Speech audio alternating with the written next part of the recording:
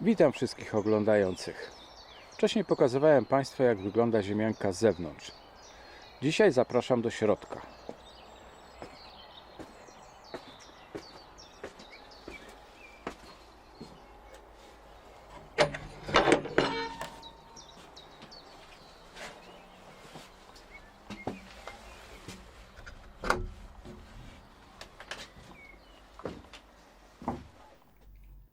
Pomimo tego, że schodzimy po schodach i jesteśmy praktycznie pod ziemią, nie ma takiego uczucia, że jesteśmy zamknięci w jakimś ciemnym, stęchłym pomieszczeniu. Nie przypomina to nawet piwnicy typowej, w której jest bardzo ciemno, nic nie widać. Myślę, że sprawiły to kolory, które są na ścianach oraz cały szkielet i półki, które są drewniane. Także myślę, że efekt wyszedł bardzo fajny, bo jest miło i przyjemnie.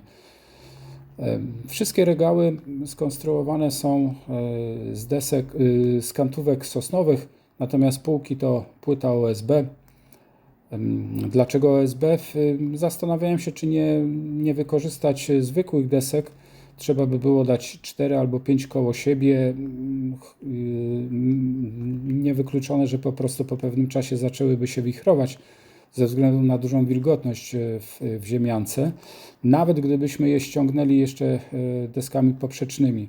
Na 95% w ziemiance, no to wilgotności to jednak może wpłynąć na to. Natomiast płyta OSB ze względu na swoje właściwości, na dużą odporność na wilgoć, nawet jeżeli się zwichruje, bo tutaj faktycznie pomiędzy przęsłami lekko się wykrzywia, ale w dalszym ciągu ma jednolitą powierzchnię.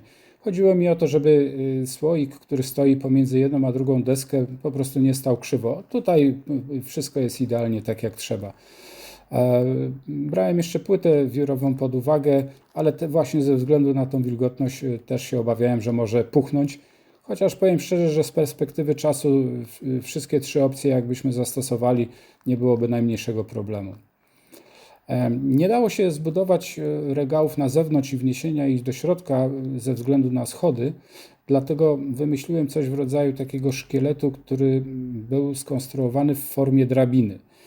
Czyli mamy takie szczeble poprzeczne i na nich układamy te półki. Różnica polegała na tym, że był to najpierw pierwszy szczebel na samym dole i tak ułożyłem te drabinki wzdłuż i wkładałem płytę OSB na to i przykręcałem. Nie wiem, czy to będzie widać na filmie. Poniżej każdego poziomu od przedostatniego jest taka poprzeczka 10-centymetrowa, na której właśnie można było położyć te płyty OSB. I później wystarczyło tylko przykręcać, później następny poziom, następne przęsło i tak sukcesywnie wszystkie półeczki się zrobiły. Poziomów jest 5. Ostatni poziom to poziom, na którym zrobiłem skrzynki. Tutaj akurat zamiar był taki, żeby nie klękać na kolanach i nie wsuwać tam różnych rzeczy, ani wyjmować ich stamtąd. Także skrzynki na kółkach sprawdziły się po prostu idealnie. Zrobiłem je z desek, które mi jeszcze zostały po innych inwestycjach, także praktycznie nic mnie nie kosztowały. Bardzo, bardzo to praktycznie w tej chwili funkcjonuje, zdaję idealnie egzamin, ale też zrobiłem coś takiego do przechowywania warzyw. Tutaj akurat wysuwam kaster z marchewką.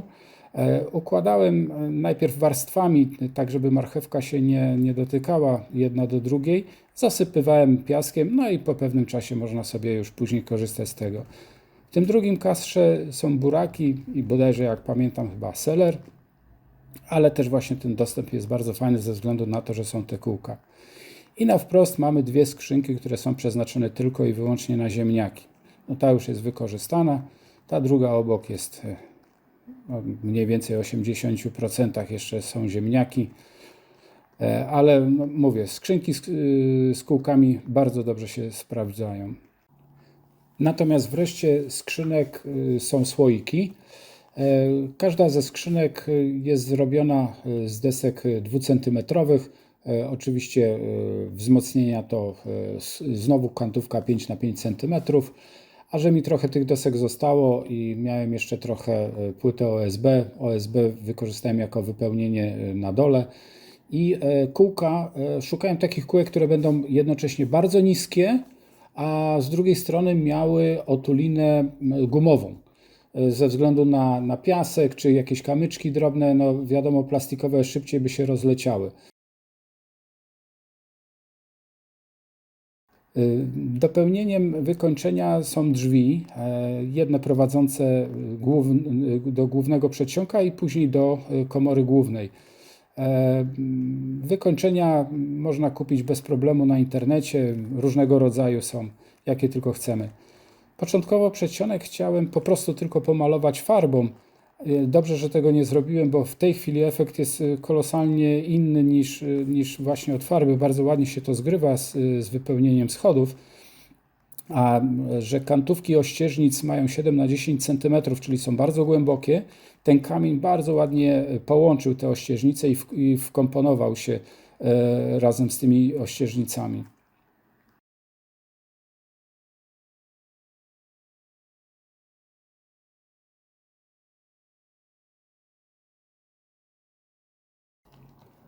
Nie obyło się też bez niespodzianek, ponieważ kierowca, który przywiózł ziemiankę, a jednocześnie operator dźwigu, stwierdził, że wykop jest za krótki. Nie mieszczą się po prostu schody. A z tego powodu, że ja nie chciałem, żeby wjeżdżał ciężki sprzęt, bo od razu jakakolwiek ingerencja takiego sprzętu powoduje ogromne doły i później trzeba to równać, łopata, taczka, no, syzyfowa praca. No niestety nie obyło się bez skorzystania z koparki. No, trzeba było wybrać z przodu sporo ziemi, żeby podstawa tych schodów się właśnie mogła zmieścić. Także szybka reakcja, koparka przyjechała, momentalnie to wybrała i wszystko skończyło się dobrze. Druga taka sytuacja była w momencie, kiedy kierowca, operator dźwigu chciał obsadzić ziemiankę.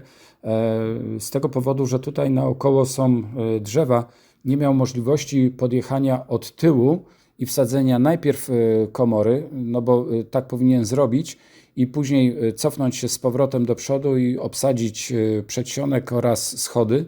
Nie było takiej możliwości. No to dosłownie podjechał pod sam wykop i no można powiedzieć na palcach stanął, żeby dźwigiem sięgnąć jak najdalej z tą komorą główną, żeby ją obsadzić. Na szczęście wszystko się udało.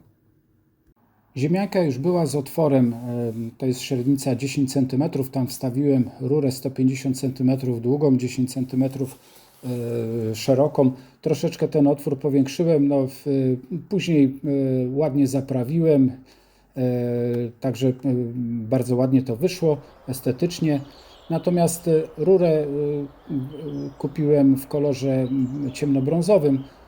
Chodziło o to, żeby się ładnie zintegrowała z otoczeniem, a wręcz z daleka praktycznie jest w ogóle niewidoczna.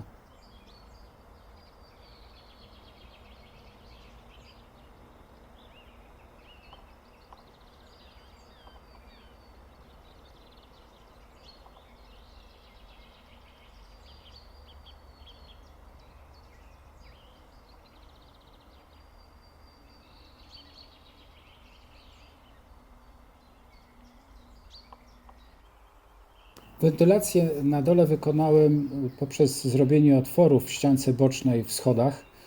Zrobiłem to w najniższych ich punkcie. Chodziło o to, żeby powietrze, które jest zasysane, już na wstępie było schłodzone.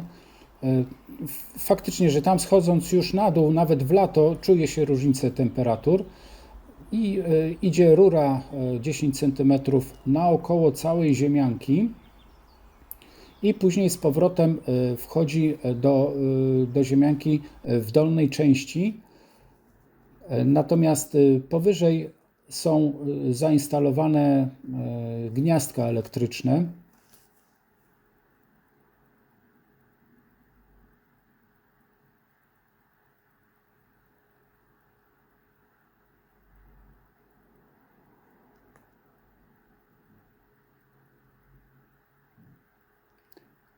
Zasilanie pociągnąłem bezpośrednio z domu. Był to wykop około 40-metrowy, ale warto było, ponieważ w tym momencie jest światło, jest oświetlenie też zewnętrzne. Tutaj też zrobiłem takie odnogi, które prowadzą do kolejnych punktów świetlnych. Tych punktów jest 6 i plus 2 kinkiety, które są bezpośrednio przy drzwiach na ziemiance. Czyli w momencie, kiedy chcemy iść po cokolwiek do ziemianki, zapalamy światło w domu, zapalają się wtedy te punkty świetlne na zewnątrz oraz przy ziemiance.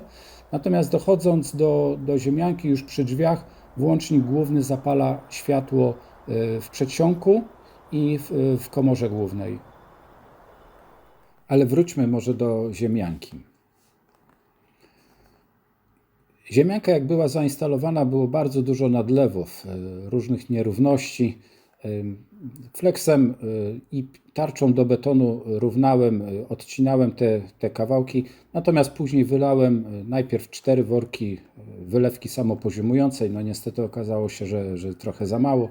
Doszły jeszcze 2, no i w efekcie końcowym podłoga wyszła, można powiedzieć, że wręcz idealnie gładziutka i równiutka. Także efekt bardzo, bardzo fajny.